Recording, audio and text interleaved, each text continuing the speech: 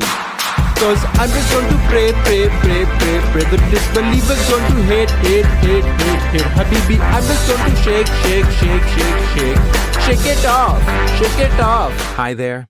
If you've been following my videos, you may be starting to realize that there is a lot of information about Muhammad that isn't common knowledge. Given that, according to Islam, Muhammad is the perfect moral example for all time, it's sad to see so many people knowing so little about him.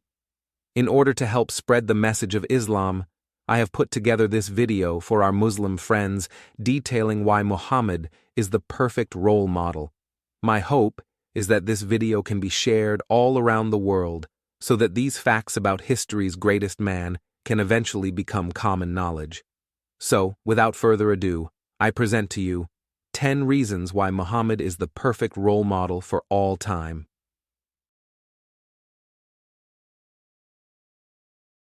When choosing a role model, it is always good to look for someone who is mentally strong. Nowadays, a lot of people look up to athletes for the mental toughness displayed through the hard work and discipline they exude. Many of these athletes have managed to succeed despite the odds being stacked in their favor. Take an endurance athlete like David Goggins, for example. Goggins had a tough childhood. Poverty, prejudice, and physical abuse colored his days and haunted his nights.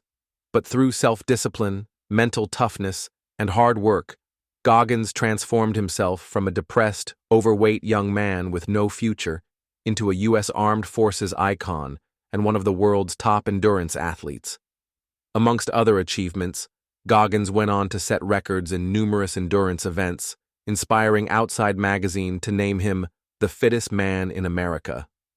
Now that's tough. But there was once a man who had greater mental strength than David Goggins and all of the athletes in the world combined. Can you guess who it was? Muhammad! Muhammad's mental strength was stronger than the stench of the camel urine he would command his followers to drink.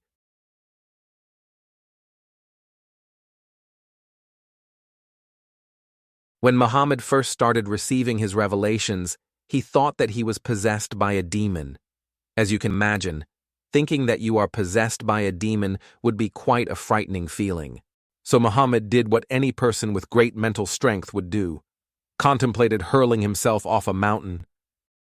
Fortunately for Muhammad, but not for the rest of the world who has had to deal with 14 centuries of Islamic terror attacks, over 45,000 of which have occurred since September 11, 2001 alone. His wife Khadija and her cousin Waraka convinced him that he wasn't possessed, and that he was in fact a prophet receiving revelations from the angel Gabriel. Waraka soon passed away though, and Muhammad's revelations from Gabriel came to a pause, making Muhammad extremely sad. Having built up his mental resilience from his originally suspected demon possession, Muhammad learnt from his past mistakes and in the pain that he was facing, sought to fight through it, by again heading for the nearest mountain to throw himself off. Fortunately for Muhammad, but not for underage girls who are still getting married off to old men today, due to the example set by Muhammad, who violated a prepubescent 9-year-old girl called Aisha. The angel Gabriel was there to stop him from hurling himself over the edge.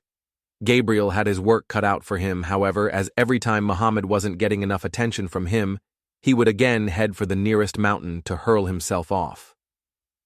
In addition to his suspected demonic possession and suicidal thoughts, Muhammad also claimed to be the victim of a magic spell which gave him delusional thoughts and false beliefs. At this point you might be thinking, should I really be trusting my eternal salvation with this guy? He seems kind of crazy. Don't worry though. Those around Muhammad were thinking exactly what you are. So Allah revealed to Muhammad through the Quran that he was not a madman and would have to repeatedly remind Muhammad of this point so he could tell everyone else. Bear in mind, Muhammad was the one receiving these revelations. Muhammad, the guy who at one point thought he was possessed by a demon, tried repeatedly to commit suicide and was the victim of a magic spell that gave him delusional thoughts, and false beliefs would come out and tell everyone that Allah had just told him that he was not a madman. So, How do you know that Muhammad wasn't possessed or under a spell when he was revealing parts of the Quran?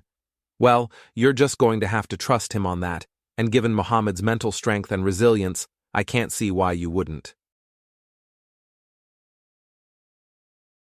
For all the women watching this video, what are the qualities you would expect in a good husband? Maybe that he desires to be with you, respects you, and is trustworthy amongst many other qualities. Well, I'm here to tell you there was once a man who displayed all of these qualities, plus more to the highest degree. Who was this man? Muhammad! Muhammad had a desire, albeit a sexual desire, to be with his wives, yes, wives, plural, and he would pass by all 9 of his wives' houses in a single night to give them the old tube snake boogie. You might be thinking, I thought Muslims could only have up to 4 wives at one time as is written in the Quran. Well, ordinarily, you'd be right. But what you fail to realize is that Muhammad received a special revelation from Allah, saying he could have as many wives as he liked, a privilege only for him and not any of the other believers. And if you think it's at all suspicious that the man receiving the revelations got to have the most sex partners, I'm here to tell you that's just because you're a bigot. Anyway, when he wasn't busy testing the suspension of his wives' beds, Muhammad's time was occupied, showing them the utmost respect, by referring to them as tilths, tilth meaning soil, ready to be seeded, declaring they have deficient minds and that the majority of them inhabit hell because they are ungrateful to their husbands and are deficient in intelligence, as well as by physically assaulting them, like when he caused pain to his 9-year-old child bride Aisha by striking her on the chest. Luckily for other Muslim women, physical abuse wasn't a special privilege reserved for Aisha. Muhammad would also allow his followers to physically assault their wives through beating so that no one would miss out on the fun. If you do believe that women should be subject to laws, then that means you believe women should be subject to all kinds of violence, including being beaten, jailed, even executed. That's what it means to be subject to the law. So there really is no difference between Islam on quote unquote wife beating and human rights. Both Islam and human rights are in 100% agreement that women are accountable if they break the law. And that means Islam and human rights are in 100% agreement that women should be beaten.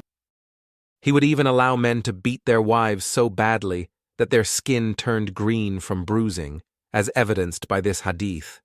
Shockingly, in countries like Afghanistan where Islamic law is implemented, women are frequently subject to physical abuse and forced into marriages at early ages. This UN study shows that 87% of women in Afghanistan experience some kind of violence in their lifetime, mostly at the hands of those who claim to love them most, and that 57% of brides are under the age of 16, and have often been forced into these marriages. But don't be fooled. This has nothing to do with Muhammad physically assaulting his wife and allowing others to do the same, or the fact that he married and had sex with a 9-year-old child, despite the fact that Aisha, his child bride, said herself that she hadn't seen any women suffering as much as the believing Muslim women. In addition to the desire to be with his wives he displayed, and the respect he showed them, Muhammad also showed them he could be trusted on every level by secretly sneaking into his wife Hafsa's house when she was out and giving his slave Maria a pork injection in Hafsa's bed. Yes, that's right, Islam allows men to have sex slaves. A Muslim man can have up to 4 wives at once, and in addition to the 4 wives, he can have an unlimited number of concubines. Which refer to women who are basically have slave status when they are owned by her master. A woman owned by her master has to freely give herself to the master. The master has the right to have sexual relations with her as though she were one of his wives. Anyway, Hafsa returned home early and wasn't too pleased about the situation. And so the Prophet called Maria to the house of Hafsa. And it so happened that Hafsa returned earlier than she was supposed to, and she saw Maria leaving her house. So she became extremely enraged. which surprises me, as I'm sure it does you. Her husband having sex with another woman in her own bed, I have no idea what there is to be upset about. But she was so upset that she made Muhammad promise to never do this again. The Prophet ﷺ continued to placate her and calm her down, and she basically was very emotional, and until eventually she made the Prophet ﷺ promise to never ever see Maria again. This promise didn't last too long, however, as Muhammad received another one of his special revelations from the great God Allah, saying he shouldn't forbid himself what Allah had already made lawful for him. Then what happens? Allah reveals in the Quran. Allah reveals in the Quran. That's why we're talking about it right here. And Allah reveals, what is He revealed? Which surah? Surah Tahrim. Okay, Surah Tahrim. Ya ayyuhan nabiyyu, O Prophet, lima tuharrimu ma ahalla Allahu lak. Why are you making haram what Allah has made halal for you? Meaning what? Maria, tabtaghi mardata azwajik. You do it in order to please your wife. So you make haram what Allah had made halal simply to please your wife. And in turn allowing him to go back to exploring the interior of his sex slaves. He didn't do anything wrong. He's a human being and he has halal access to Maria. Okay, Hafsa has the right to get irritated. Yes, we understand that. It's her house. She has the right to get irritated, right? But technically, he didn't do haram. And our Prophet ﷺ did not commit haram. If you're watching this video and oppose Muhammad having more wives than everyone else, physically and verbally abusing them, or having a bit of hanky-panky with his slave girls behind his wives' backs, just hold that thought. I'm here to tell you that the only reason you believe these actions to be morally wrong is because you have been brainwashed. These are all actually trademark qualities of a perfect husband. How do I know? Just trust me, Muhammad said so. Nelson Mandela was a South African anti-apartheid revolutionary and human rights activist who became a global symbol of the struggle for justice and equality. Born in 1918, Mandela dedicated his life to dismantling the institutionalized racial segregation and discrimination of apartheid in South Africa. His leadership in the African National Congress, combined with his advocacy for nonviolent resistance, led to his imprisonment for 27 years. Released in 1990, Mandela played a pivotal role in negotiating the end of apartheid and was elected as South Africa's first black president in 1994. His presidency marked the beginning of a new era of reconciliation and nation-building, and his enduring legacy lies in his profound commitment to human rights, equality, and democratic principles. But long before the time of Nelson Mandela, the world's first human rights activist was making waves in 7th century Arabia and setting a precedent for all those who would follow him. The name of this great man? Muhammad! How did Muhammad promote human rights, you ask? Through human trafficking. That's right. Contrary to the claims of some Muslims that Islam is the religion that sought to abolish slavery, Muhammad was a man who owned, bought, sold, and traded slaves and, as we have already seen earlier in this video, had sex with them. Muhammad was kind enough to make sure that his slaves knew their worth. Given they were a form of currency to him, certain slaves were worth less than others, and he deemed that black slaves were worth less than non-black slaves, as evidenced in this hadith, where he exchanged 2 of his black slaves for a non-black slave. Side note, check out the chapter heading for this hadith. Selling animals for animals. Islam's position on slaves is that they are equal to cattle. When he wasn't busy wheeling and dealing on the slave market, Muhammad was busy displaying compassion to his slaves by sharing his body with them without them even having to ask, as you already saw with the story of Maria, Muhammad's sex slave. Muhammad was also a very compassionate man even to his enemies. Take these Bedouins who crossed him, for example. Muhammad forgave them by cutting off their hands and feet and branding their eyes with heated pieces of iron. Muhammad was also merciful to those whom he saw as competition, like this pagan named An-Nadr, who claimed he told better stories than Muhammad. Muhammad showed An-Nadr mercy by demanding his head be cut off. We could carry on with more examples of Muhammad's human rights activism by talking about the time he tortured a man named Kinana in order to find out where his treasure was hidden. But we have more fun facts to get to, and with the information we have just gone through, it's easy to see why Muhammad should rightfully be recognized as the pinnacle of human rights advocacy. Long before the rainbow flag or Pride Month ever existed, there was a man fighting hard to give same-sex couples the best life possible. Who was this man? You guessed it. Muhammad. Muhammad looked after same-sex couples to the best of his ability, by demanding they be killed. Human Dignity Trust research shows that 12 countries have jurisdictions in which the death penalty is imposed, or at least a possibility for private, consensual, same-sex sexual activity, and that at least 6 of these countries implement it. 11 out of these 12 countries have something in common, and you're not going to believe what it is. 11 out of 12 countries are Muslim-majority countries. How could that possibly be the case? Your guess is as good as mine. This has nothing to do with Islam or its teachings on killing people that engage in same-sex sexual activity. Why was Muhammad so empathetic towards this community? Well, as it turns out, Muhammad himself had some, let's just call them, interesting physical interactions with those of the same sex. Take this Ansari man, for example, who Muhammad lifted his shirt up for so that he could kiss his bare body. Or this young boy whose tongue Muhammad eagerly sucked on. Yes, that's right. Tongue sucking. One hadith that when Imam al-Hassan was born, the Prophet ﷺ basically kissed him on his lips, and he put his tongue in his mouth, and Imam al-Hassan sucked the Prophet's tongue. Now when we hear these hadiths in our culture, this is unusual, right? You find this maybe problematic even, unusual. Why would the Prophet do that? How do Muslims explain this away? Well, if you go online, whether it be to blogs or Islamic websites, Muslims claim that by allowing someone to suck on your tongue, you are actually quenching their thirst. Given the heat of the Arabian desert, this was apparently considered to be an act of kindness and good parenting.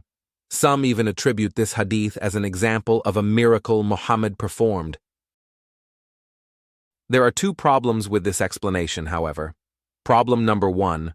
One of these hadiths explains why Muhammad was sucking on the tongue or lips of a little boy. Because a little boy who had had his tongue or lips sucked on by history's greatest man would be protected from hellfire. There is no mention of quenching the young boy's thirst. And problem 2, in case you hadn't picked up on it yet, Muhammad was the one sucking on the tongue of the little boy in these hadith, not the other way around. Therefore, if we take the earlier explanation by Muslims as fact, Muhammad was actually sucking saliva from the tongue of a little boy and therefore quenching his own thirst. Here's some advice for our Muslim friends when they try to explain things like this away in future.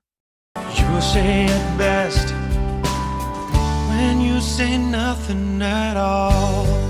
Finally, I should make mention of Muhammad's good friend Dihya al-Khalbi. Dihya is mentioned in numerous hadith across both Sunni and Shia sources and is highlighted as a very handsome man. Coincidentally, this handsome man would frequent Muhammad's residence. Sometimes people would even claim they saw Muhammad sleeping with his head on Dihya's lap.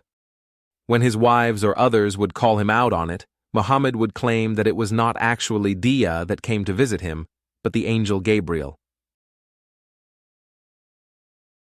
Coincidentally, Aisha, Muhammad's 9-year-old child bride, would often find Muhammad's clothes covered in semen, which he would then get her to scrape off. On many an occasion there was so much semen all over his clothes, Aisha would comment that even after she washed or scraped it off, she would still find 1 or more spots on Muhammad's clothes. Muhammad, the pattern of conduct for Muslims, would then head off for prayer with wet spots still on his clothes. Where was all of this semen coming from, you ask? Well, we can't be certain, so I'll let you draw your own conclusions. One thing we can be certain of, however, is that despite their disagreements on many other issues, one thing that Sunni and Shia Muslims can agree on is that Muhammad seemed to have many a secretive encounter with that handsome devil Dihya al-Khalbi. Maybe this is why he was such a Pride Month advocate. Oh, did I say Dihya? I meant to say the angel Gabriel. When we look at the life of Jesus, we see the revelation of commands that more often than not go against the desire and instinct of man. Commands that benefit humanity and are not self-serving. For example, Jesus would command his followers to turn the other cheek as opposed to retaliating, show love to their enemies as opposed to hate, and to practice righteousness in private, so as not to be doing so only to seek recognition. Given that Muhammad claimed Jesus was only a mere prophet, and that he, Muhammad, was the last and final prophet, it makes sense that you'd assume Muhammad's revelations were even more selfless than you could ever imagine. But sense isn't something often found in Islam. I mean, and selfless his revelations were. Some examples of Muhammad's selfless revelations include, but are not limited to, Muhammad's revelation he got to expel his dinner guests from his house when they stayed too long and annoyed him. The revelation he got telling him to marry the divorced wife of his own adopted son after he caused the divorce by lusting after her. The revelation he got after he made a promise to stop having sex with his slave girls after he got caught having sex with his slave Maria in the bed of his wife Hafsa, telling him that he was absolved from his oaths, meaning he could go back to it. His revelation that others shouldn't speak over him, or else any good deed they had done would be void, or his revelation that everyone must obey his decisions, or else they aren't real believers. Muhammad would receive so many of these selfless revelations from Allah that his 9-year-old child bride Aisha couldn't help but comment, "I feel that your Lord hastens in fulfilling your wishes and desires," after Muhammad received yet another one of his selfless revelations, allowing him to stop dividing his time equally between his wives. Muhammad received this revelation from Allah directly after some of his wives started complaining about the lack of time they were spending with him. It's clear to see that he definitely didn't just make up this revelation on the spot to get his own way. By receiving revelations that clearly serve no other purpose than to fulfill every single one of Muhammad's wishes and desires, no matter how perverted or depraved. It's clear to see that Muhammad was the most selfless man in history. Jesus' death is considered the most profoundly selfless of all time, as it was an act of sacrificial love aimed at redeeming humanity from sin and reconciling them with God. Throughout his life, and especially in his final hours, Jesus demonstrated love, forgiveness, and compassion, even toward those who wronged him. For example, even as Jesus was being crucified, he forgave those who were responsible for his suffering, showed compassion for his mother, Mary, ensuring she would be cared for after his death, and extended mercy to a repentant thief who was crucified beside him. Muhammad, according to Muslims, is the last and final prophet of the Abrahamic faiths. Therefore, Muhammad must surely have had a far more honorable death. How did Muhammad die, you ask? He was poisoned to death by a Jewish woman whose family had just been slaughtered by Muslims. How did Muhammad get poisoned, you ask?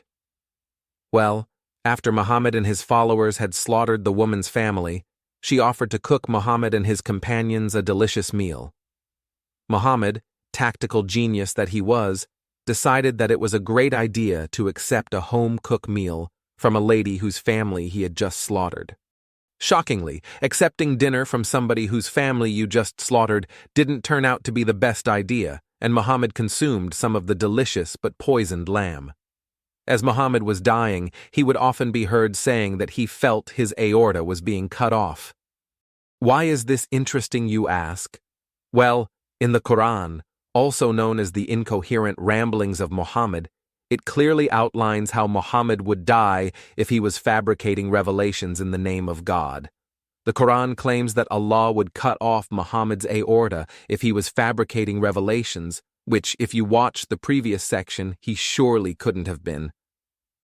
How do Muslims try to get around the fact Muhammad died the exact same way he said he was going to die if he was a fraud? By saying that the Arabic word used for aorta is different from the Quran to the Hadith. a verse in the Quran where Allah subhanahu wa ta'ala warned that if the Prophet Muhammad were to actually create or say anything which contradicts the word of God, Allah subhanahu wa ta'ala would punish the Prophet Muhammad by cutting off his aorta. This is a fallacy of equivocation. The word aorta in the hadith is not the same as the word used in the Quran for aorta in the Arabic language, despite the fact their top scholars and translators translate the words in the same way. A question to my Muslim friends: if Muhammad came out and said, "If I am a false prophet, I will drown in a pool of water," and then proceeded to drown in a pool of water, but as he was drowning said, "I am drowning in a pool of H2O," would you also turn around and say, "See, look, he used a different word, therefore he didn't die the same way he said he was going to die"? Food for thought. Some Muslims also claim that because it took a long time for Muhammad to die, it couldn't have possibly been as a result of that poison. The Prophet did not die of poisoning. The event at Khaybar happened 4 years prior to the death of the Prophet Muhammad SAW. How is it possible for a poison to affect someone after 4 years? This isn't even the point. The point is, he died in the same way he said he was going to die if he was fabricating revelations. We could explore medical studies of people that have been poisoned to prove that you don't always die immediately as a result of being poisoned, but we don't need to waste any time on that. Why? Because Muhammad himself was the one saying that it was the poison which was killing him. You wouldn't be accusing Muhammad of being a liar now, would you, my Muslim friends? Remember my advice. You say it best when you say nothing at all. Anyway, to round out his honorable death, Muhammad departed with love in his heart, by asking Allah to curse all Jews and Christians, by dying the same way the book he made up said he would die if he was a fraud, and by cursing those around him as he departed. It's clear to see that Muhammad's death was an honorable one, and a great example for all.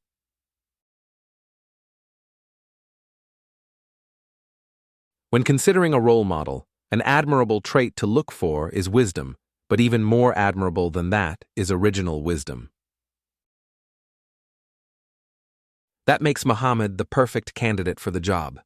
Some examples of Muhammad's original wisdom include: well, this is awkward.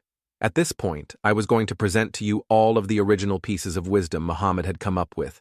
But aside from him letting us know the eyes are the leather strap of the anus, which is not to be downplayed, it's looking like a lot of the things he said, he's just taken from those around him. At a brief scan, I came across 24 Quran verses that were revealed to Muhammad after he had been accused of plagiarizing to try and convince those around him that he wasn't plagiarizing. In Surah 18, Allah tells us that Alexander the Great traveled so far west, he found the place where the sun sets. Not only can I guarantee you that Alexander the Great never found the place where the sun sets, we know that this story was a popular story during Muhammad's lifetime. The story was even circulating in a Syriac work titled The Glorious Deeds of Alexander towards the end of Muhammad's life. Earlier in Surah 18, we read about the Companions of the Cave, a group of people who supposedly went to sleep in a cave and woke up 300 years later. This myth goes back to Bishop Stephen of Ephesus around the middle of the 5th century. According to Surah 19, Jesus began preaching as soon as he came out of Mary's womb. This story comes from the 6th century Arabic infancy gospel. The story of a bird teaching Cain how to bury his brother in Surah 5 comes from Mishnah Sanhedrin. The legend of Mary giving birth under a palm tree in Surah 19 comes from an apocryphal work called The History of the Nativity of Mary and the Savior's Infancy, written in the early 600s. The account of Jesus giving life to clay birds in Surah 5 comes from a 2nd century work called the Infancy Gospel of Thomas. It seems that Muhammad simply took the stories that were popular during his lifetime, gave them an Islamic twist, and included them in the Quran. What's interesting is that even the pagans of Mecca were better at recognizing fiction than Muhammad was. Surah 6, verse 25 of the Quran says, "When they come to you to argue with you, the unbelievers say, 'These are nothing but fables of the men of old.'" Muhammad would simply hear stories around him, or even phrases he liked, give them an Islamic twist, and insert them into the Quran. In fact, Muhammad was getting so sloppy with his plagiarizing that he started just throwing in things as people suggested them. For example, one of his scribes, Abdullah ibn Sa'd ibn Abisar, was writing down a verse Muhammad had recited to him. After writing it down, Abdullah exclaimed, "So blessed be Allah, the best of creators." Muhammad, liking what he heard, told Abdullah to throw that part into the Quran as well. In that moment, Abdullah realized that something strange was going on. Either he was also receiving revelations, or Muhammad was just making up the Quran as he went along. Suspecting the latter, Abdullah left Islam and didn't stick around to find out what the consequences of his apostasy would be. Muslims today still recite Surah 23 verse 14 with a phrase Muhammad threw in there from one of his scribes. But let's ignore all of this, and let's also ignore the fact former Peace TV presenter Musa Serantonio left Islam after realizing that Dul al-Qarnayn was just Muhammad's Alibaba version of Alexander the Great. This is from an article titled, "Why an ISIS Propagandist Abandoned Islam," from The Atlantic. The link is in the description box. We'll pick up the story after Serantonio's conviction. In prison, he began to study the Quran in greater detail and focused on the aspects that most puzzled him. Among these was the figure called Dul Qarnayn, the two-horned one, who appears in the Quran's 18th chapter and is believed by many to refer to Alexander the Great. Serantonio did not see a resemblance between Dul Qarnayn and the Alexander of history, but he noted similarities between Dul Qarnayn and a heavily fabulized version of Alexander's story written in Aramaic. He considered that the Aramaic version may have plagiarized the Quran, but after acquiring a copy of the Aramaic and translating it for himself, he determined that the reverse was more likely. I always knew that being proficient in Aramaic would one day prove useful. If you ask Muslims today about Dul Qarnayn, they'll usually insist that it's not Alexander the Great. They say this because Dul Qarnayn, according to the Quran, was a devout Muslim, while Alexander the Great was as pagan as you can possibly be. So, to get around an obvious Quran blunder, Muslims claim that Dul Qarnayn is actually someone else, not Alexander. But this response only works if you're not at all familiar with the legends about Alexander that were circulating in the Middle East during the 7th century. Except for the part about being a Muslim, Dul Qarnayn in the Quran sounds exactly like Alexander the Great in the popular legends of the 7th century, and he doesn't sound like anyone else ever. So when Muslims tell us that Dul Qarnayn isn't supposed to be Alexander, they're just denying the obvious. Realizing that Dul Qarnayn was not at all a real person, but was rather based on a fictional account of Alexander the Great, instantly left me with only one possible conclusion. The Quran was not divinely inspired, he wrote. It had taken Alexander the Great fan fiction as fact.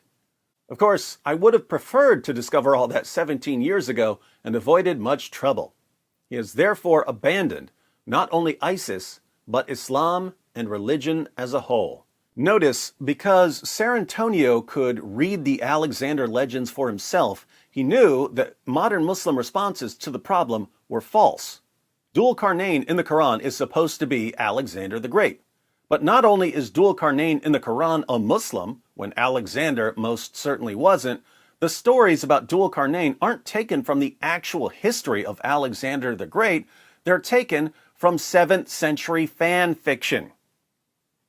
Muhammad took popular stories about a popular figure and turned the popular figure into a Muslim for his new religion. It's the same thing Muhammad did with Jesus and with so many others. This basic information about the Quran is enough to destroy the faith of an ISIS jihadi. And that's why Muslim sheikhs and imams lie about it. The average Muslim who says that Dul Qarnayn wasn't supposed to be Alexander the Great isn't intentionally lying to you. He's just repeating what his sheikhs and imams told him to say. But his sheikhs and imams know who Dul Qarnayn is supposed to be. So they lie about it to protect their followers from doubts. But let's just ignore that. And let's just accept that Muhammad, illiterate caravan robber that he was, came up with all of this wisdom on his own. Peacemakers create paths to understanding, reconciliation, and unity where false ideas, hatred, and division are present, even when below the surface. By this stage, you won't be surprised to find out that Muhammad is actually the most renowned peacemaker of all time. During his time on earth, Muhammad made peace by cutting off the hands and feet and then branding the eyes of those who crossed him, executing those whom he saw as competition, ordering those who teased him, like these two young singing girls who used to sing satirical songs about him, to be killed, demanding same-sex couples be killed, declaring anybody who left Islam should be killed, calling for all Jews to be exterminated by Muslims to bring on the end times, and finally, by calling for the violent subjugation of the entire world. Given these peaceful teachings, you'll be shocked to learn that Vision of Humanity's Global Terrorism Index of 2023 found that, in the year 2022, 9 of the top 10 countries most highly impacted by terrorism were Muslim-majority countries, and that 8 out of the top 10 terror groups responsible for the highest number of deaths in these attacks were terror groups that proudly associated themselves with Islam. How could this be the case? Your guess is as good as mine. Somehow, for the last 14 centuries, Muhammad's followers have been reading his commands to violently butcher anybody not aligning to his teachings and interpreting these commands exactly the way he meant them to be interpreted. But to say that Islam is a violent, hate-fueled religion, or that Muhammad was a violent man apparently in this day and age, makes you a racist. So instead, just make sure everyone knows that Muhammad was the greatest peacemaker of all time, and that when Muhammad was calling for all of these people to be killed, what he really meant was to give them a big hug.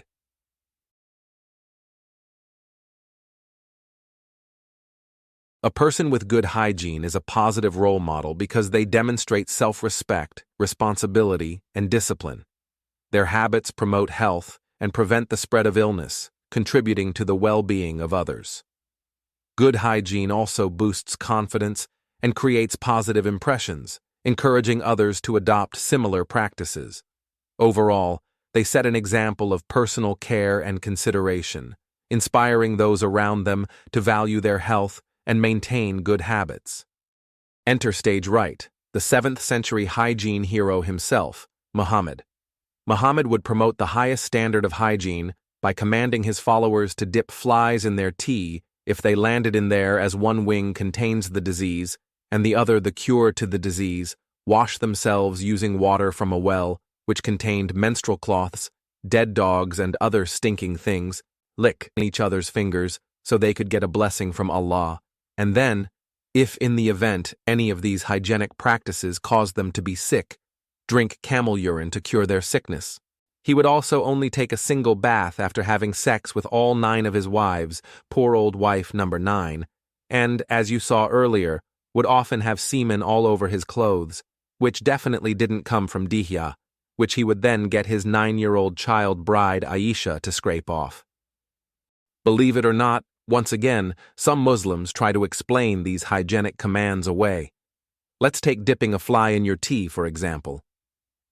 According to a study published in the National Library of Medicine, the housefly contains over 100 pathogens, including bacteria, viruses, fungi, and parasites. But don't let that put you off, because another study published on the National Library of Medicine assures us that the right wing of a fly can neutralize drinks contaminated by E. coli bacteria, and Muslims point to this as proof that Muhammad was correct. This study, however, despite the authors stating there were no conflicts of interest to be declared, was conducted out of Darussalam Gontar University, a university whose vision, amongst other things, is to be a center for science development oriented to the Islamization of contemporary knowledge, and was conducted by a group trying to prove that what Muhammad said was true, and in fact, opens by quoting Muhammad himself. Aside from having a minuscule sample size, no full isolation of variables, and the experimental design being entirely different to what is actually described in the hadith, the study also claims that one of the reasons for not isolating variables is that research conducted by a few students out of Qasim University, that's right, another Islamic university, had proved that there is no growth of bacteria on a fly's right wing, but that there is bacterial growth on a fly's left wing. The problem is, however, when you look at the robust 6-page study done by a few students, the first 2 pages of which are spent introducing the study name, participants, and spewing quotes from Muhammad and his book, and the last page being entirely blank, there is no mention of what is claimed in the other study whatsoever. The study simply displays 3 separate pairs of petri dishes claiming that sample 2 of each pair contains water from a flask a fly had fallen in, and as a result, contained some form of pathogenic bacteria, and that sample 1 of each pair contains water from the same flask, but with a fly fully dipped in it, and as a result, the bacterial growth disappeared. After years of hard work and research, our fearless students bravely decided that 3 attempts were more than enough. Clearly having unlocked all the mysteries of the universe, they then graciously wrote up their paper, leaving out such trivial details as methods, discussion, or references, other than, of course, quotes from Muhammad and his book of incoherent ramblings. And what about the reliability of the data, you ask? Well, you can make up your own mind about that, given there was absolutely no bias. As for the obvious follow-up experiment, snipping off the wings of a fly and comparing bacterial flora on the left versus right to see if what Muhammad said was in fact true, they didn't bother. But don't worry, they're probably just leaving that groundbreaking work for the truly competent students, right? Finally, the students then go on to claim that the same results were obtained with another type of disease-causing bacteria, however, failed to provide any evidence for this claim. Given these watertight, extensive, and non-biased studies, it's clear to see Muhammad was right. Let's take a look at another example: drinking camel urine to cure illness. If you look into this remedy, after doing 5 minutes of research, you may realize that there are documented cases of the bright sparks who take this practice seriously, developing MERS, which is a zoonotic virus, and that the World Health Organization has had to issue a statement urging people to avoid drinking camel urine and to follow basic common sense. But Islam and basic common sense are incompatible. So how do Muslims explain this one away? By telling anecdotal stories with no scientific evidence. Regarding the urine of camels, this is an issue that when people don't have proper knowledge in the Quran and the Sunnah, they may be shocked when they hear it. I know a personal friend of mine who used to teach with me in high school. We were both teachers, who had intestines cancer, and they chopped a big portion of it, and it continued to spread. The doctor said, "We have no cure for you." I met this person, a friend of mine personally, and I asked him, "What had happened to you?" He said, "I adopted the milk and urine mixture, and for 5 months, every single day, I drink of it. And after 5 months, I went and did my medical, and the doctors were shocked. Said, all the cancer has disappeared." And by declaring that if Allah or Muhammad say it's true, it is true, no matter how absurd. Muslims believe. This is their conviction. You like it, you don't like it, you're disgusted by it. Who cares? I believe in whatever the Prophet said, as long as the hadith is authentic. So don't go using that brain of yours.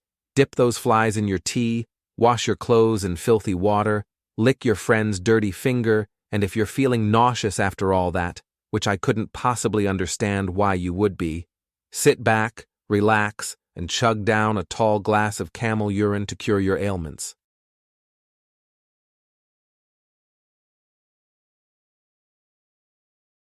A good role model is someone who opposes racial discrimination because they value respect for all individuals, regardless of their race. By standing against racial discrimination, they challenge harmful stereotypes and encourage empathy and personal growth. Their actions set a positive example, inspiring others to work towards a more just and compassionate society. By now, you're probably not going to be surprised to learn that Muhammad was the man who originally fought to end racial discrimination. Contrary to popular belief, Muhammad himself was whiter than a polar bear that took a bath in bleach, which, in case you were wondering, is a much lighter shade of white than the semen his clothes were often covered in. And the Muslim sources go into explicit detail just to show everyone exactly how white Muhammad was. They talk about him being a white man with an elegant face, white thighs, white legs, white shins, a white stomach, white forearms, white armpits, and white cheeks. So how did this unbelievably white man seek to end racial discrimination, you ask? By owning black slaves, referring to Ethiopians as raisin heads, saying Satan looks like a black man, exclaiming, Jews must be exterminated to bring on the end times, by calling for Muslims to fight Turks, and also calling them people with small eyes, red faces, and flat noses, and calling Jews and Christians the worst of creatures amongst other things. Slight change of topic for those of you that don't know. The late great Muhammad Ali was at birth called Cassius Clay, but wanted to change his name. We want to be called after names of our people, which are names that fit us black people, and Clay was a white man's name. It was a slave name. So with Clay being a white man's name and a slave name, he decided to change his name to names of his people. We want to be called after names of our people. Muhammad and Ali, Ali being Muhammad's cousin and son-in-law, two men that both bought, owned, sold, and traded black slaves and had sex with them. And who was Cassius Clay, you ask? Clay was an American anti-slavery leader who served to abolish slavery.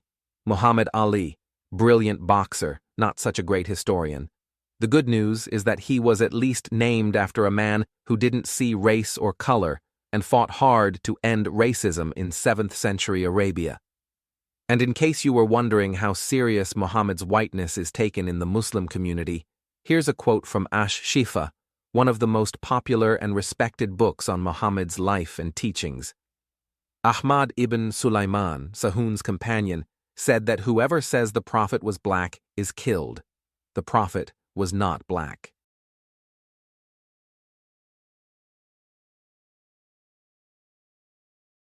Now we've done a deep dive into the character of Muhammad, my hope is that you have learnt something new about him, perhaps something you didn't know before, and that with this newfound knowledge, you are able to see Muhammad is indisputably the perfect role model for all time. So next time you get asked, who is someone you admire, someone you look up to, who is your role model? Instead of looking past Muhammad just because he was a clinically insane, sex-obsessed slave trader who wanted to kill all gays, kept getting revelations that would serve no purpose other than to fulfill his wishes and desires, died the exact same way the Quran said he would die if he was a false prophet, would make up stories based off what he heard around him and claim them for himself, would always resort to violence if anyone went against him or he didn't get his way, had hygiene practices worse than that of a pig, loved to devalue people based off their race or religion, and would hurl racial slurs against those he didn't like. You should erase this video from your mind. Forget that you ever saw any of the Islamic sources we have just been through, and calmly reply, Muhammad is my role model and the perfect role model for all. And if you get asked why you think this, or for some proof, you should simply respond by saying, because Muhammad said so. Don't say anything more than that, because, never forget, You say it best when you say nothing at all.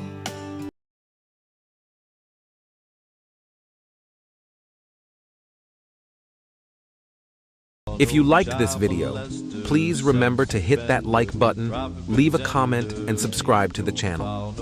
If you would like to see more videos like these, please also consider supporting me through Patreon.